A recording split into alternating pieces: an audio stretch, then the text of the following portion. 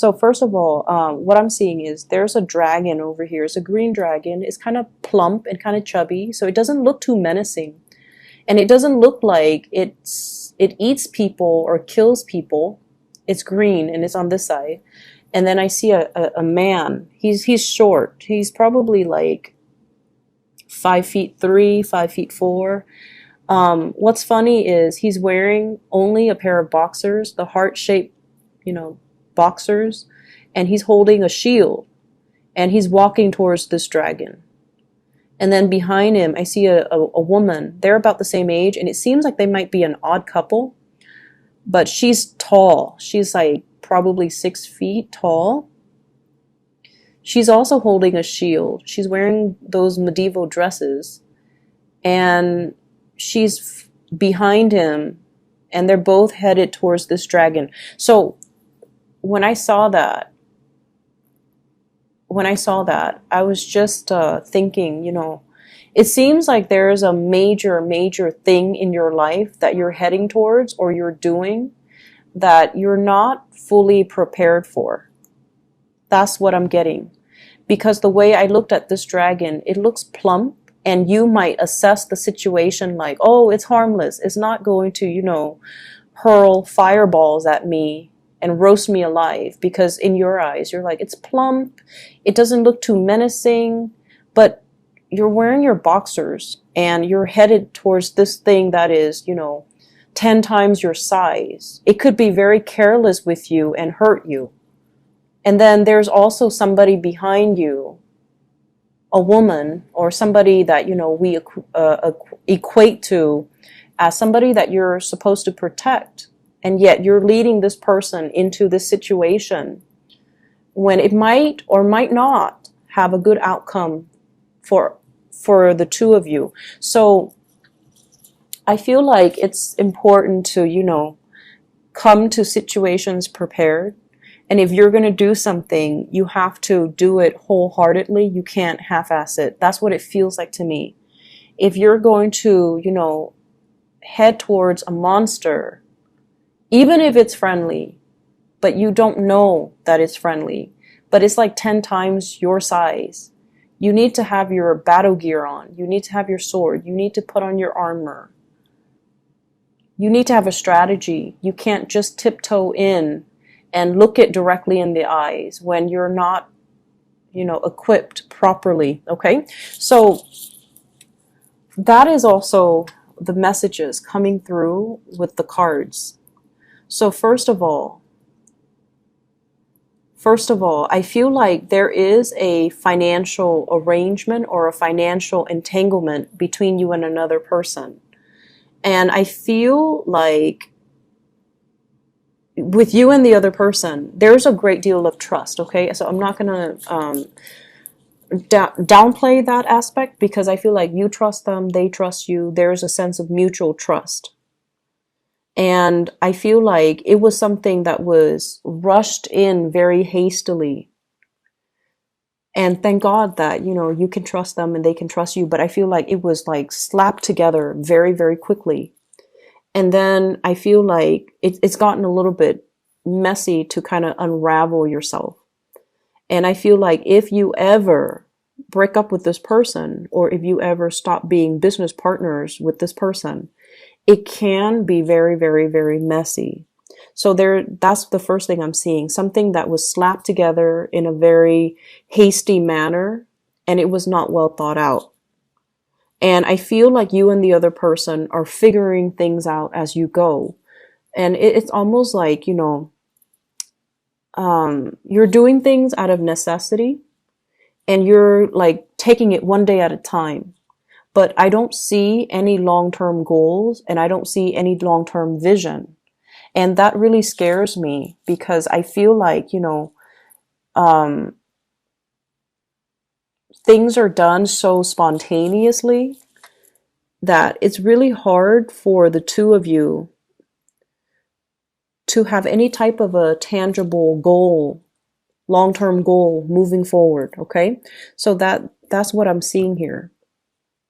I feel though, many of you have, it's like you have in your mind, okay, like you're envisioning like,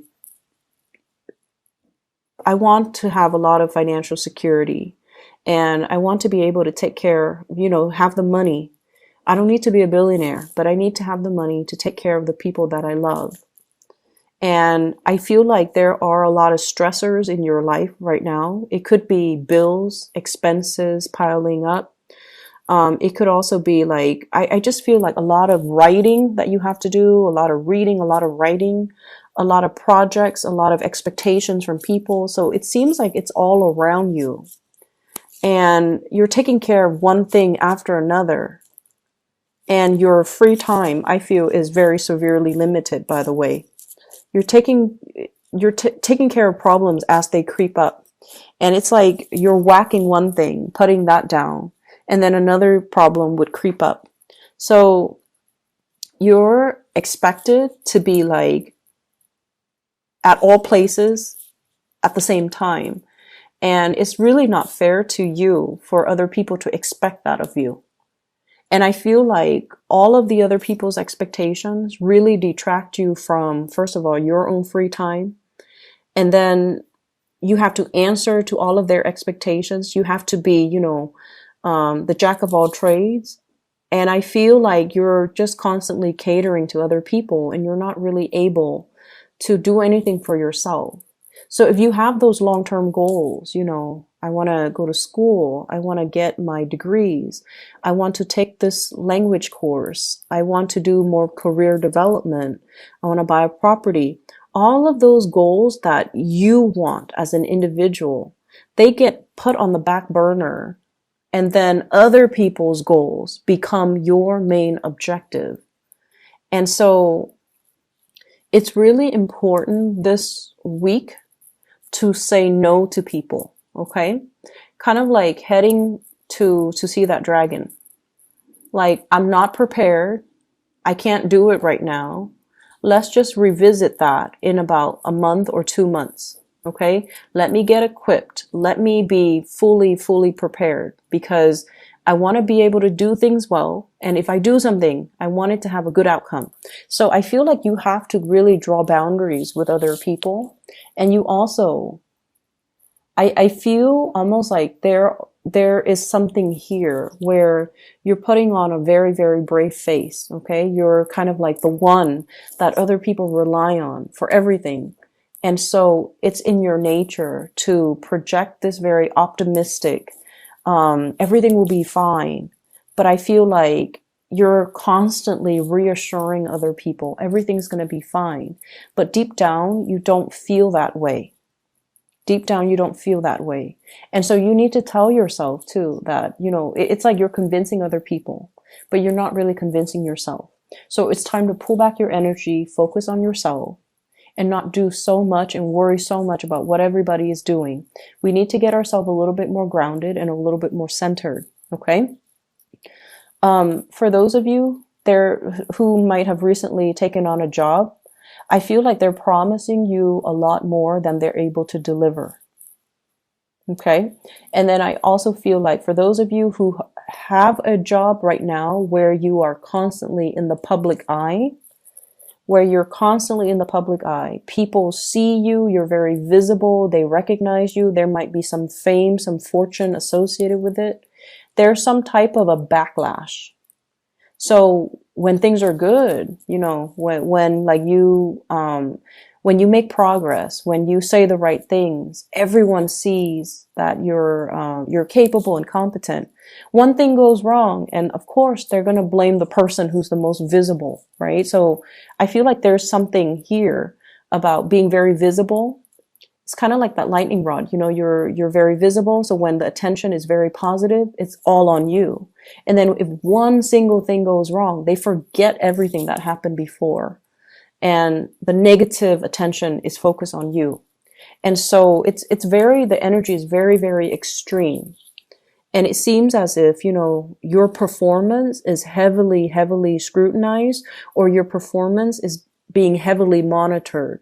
So whatever you're doing at work, be very careful about, if there has been any type of theft rift, any type of underhanded dealings, if there has been any type of, doing things that you're not supposed to, just put a stop to it, because we are currently in Mercury in retrograde. And I mentioned this before many times with many signs. It's a time where people slip up. We're not as careful as we need to be. And things get found out. Okay, so I feel there's an element here about secrets being unearthed. We have here the High Priestess, secrets coming to light, and it could create a big rift between you and other people. Three of Swords, separation, pain, anxiety. And so that's what I'm feeling here. There was, when I got the image, there was a person, there is a person behind you. And I feel for many of you, you're with somebody that takes a lot of risks. They're very, very risky. So this can be mild, where, they're inspiring to be with, they're fun, and the two of you have, you go on many adventures together. Okay? Like, you travel together, you see a lot of cool things, you go to concerts, you try a lot of new things together. So it's that, the man, and then I see the woman, and I'm so sorry. The image was very heterosexual, but, for same-sex couples, it could be the same way, where you have somebody, if you're in a relationship, they're very fun. You kind of egg each other on. You experience life together. But from the extreme end, it's somebody that can, it's somebody that you could potentially make very bad decisions with, because the two of you egg each other on. Okay, so let's not let it go overboard. Okay, they definitely, I feel like there's a sense of trust. It's a really interesting mix, because I feel like it's very new, but then the trust develops very fast, which is good.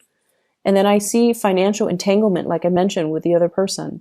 So I feel like you and another person are just improvising. You could be musicians, where you, for example, you're a musician, you play a musical instrument, they're a singer, or they might be another musician, and then the two of you just improvise and back and forth, and you create really great music, beautiful music together.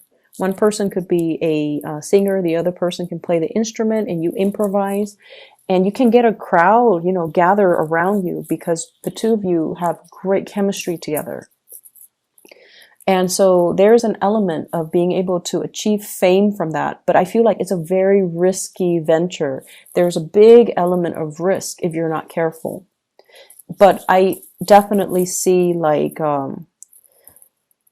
the ability to improvise with another person, the ability to kind of like telepathically connect with another person, where, they hit a high note just as you hit a high note. It's really beautiful. It's hard for us to find people that are, that can understand us on such a deep level. So I feel like the two of you have a lot of fun. But I would say that it's fun, but in terms of, longevity, it might not be entirely stable. Okay. If you have recently relocated and broken up with like a person from your past, you have relocated like far, you've moved far away for a job, and you had to break off a relationship. I feel something about it coming around again, or at least you're going to be able to talk things out, or at least get some closure, or at least the other person will check up on you, see how you're doing, and there can be a transformation in that situation. So like, you might not be lovers anymore, but you could be friends. Okay. So I feel like, and they might even, travel to see you, and the things will pick back up again. So I don't see an end to a separation, but I feel like the two of you have the opportunities to come back together eventually. It is important though to let go of exes. You're moving on to a new phase in your life. And I feel like, focus on the present moment. Focus on what you're trying to achieve and where you are right now. And like I said, we can't half-ass things. We need to come to situations prepared. And a lot of the times, preparation means stop thinking about the past. Stop living in the past. Stop measuring your life with events, people, situations from the past. You need to ground yourself in the present so that you can be prepared for what the universe has in terms of opportunities for you, new love, new work opportunities, new things in general. So I feel like, preparation is not just about, for example, putting on your knee pads or, I don't know, like those, the gears, the helmet and the shin guards and things like that for a sporting event. It's not just about, having your sword and your shield and your armor ready, getting ready to fight. It's all about doing the simple things to simply be in the present moment so that you don't miss opportunities when they're calling to you. Okay. And then doing things half-ass as well. I feel like if there is a person from your past that you're thinking about heavily and you're like, okay, I'm over it. I'm going to get over this person. And you're still like, texting them, or you're still like trying to reach out. You're not over it. Okay. So either convince yourself, I'm done, I'm over it, and just block their number, delete their social media account, defriend them, whatever it takes. You have to kind of do it wholeheartedly. Okay. So I feel like there are mixed messages here. You're telling yourself one thing, but you're still hanging on to a situation. And then I also feel as well, there's a job opportunity I feel coming in for you. And the message I'm getting specifically, we have here the Ace of Pentacles. It's in the reverse. And we have here the Seven of Cups. I feel like, and I apologize if this sounds a little bit harsh, I feel like some of you deserve a lot more than where you are working. It seems like you're either underemployed or underpaid for all the work that you do. And I see you dealing with people that might not be healthy. It's like, it's a kind of a toxic work environment. And I feel like, once again, when things are good, the attention, there's positive attention, but when things are bad, you might be blamed for things, like wrongfully blamed for things. And so you don't need to put yourself in that situation. There are more opportunities out there for you. But I feel like you're hanging on for some type of tenure, some type of a promotion, some type of a next step. And it might be, 4 months before you realize, I gotta go. And that's the time of Aquarius. So the Star card here does show up. And I feel like, you might hang on to something, 4 of Coins, for another 4 months before you realize, I've got to make a move. So I feel like the March timeframe might be the last straw